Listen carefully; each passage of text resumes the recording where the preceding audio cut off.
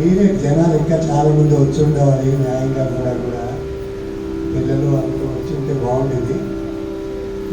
సంవత్సరాలుగా చేయడం అంటే సామాన్యమైన విషయం కాదు. ఇక్కడ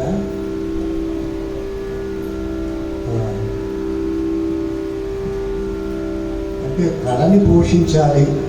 ఆ త్యాగరాజ స్వామిని ఒకసారి గుర్తు చేసుకోవాలి అందరినీ.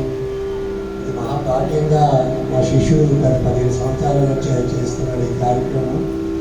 ప్రతి సంవత్సరం కూడా మేము వస్తున్నాము. నేనే అప్పుడప్పుడు మిస్ అవుతున్నాను, ఇక్కడ ఉండకపోవడం వల్ల కొంచెం మిస్ అవుతున్నాను. చాలా సంతోషం. గురువులు కూడా అలా గుర్తుపెట్టుకొని ఇన్ని సంవత్సరాలు కూడా మమ్మల్ని పిలవడం కూడా చాలా ఆనందం. అసలు ఎప్పుడూ చాలా 20 years అయిపోయింది అనుకుంటా. ఎప్పుడో చేసి కళాశాలలో నా దగ్గర నేర్చుకున్నాడు.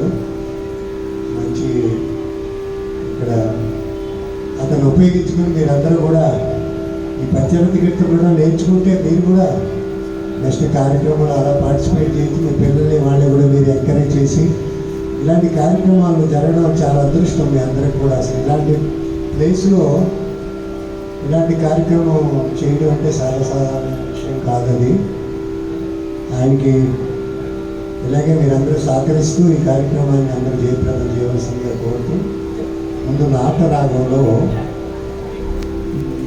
ఛాయరాశం పంచతండి జగనానంద గారు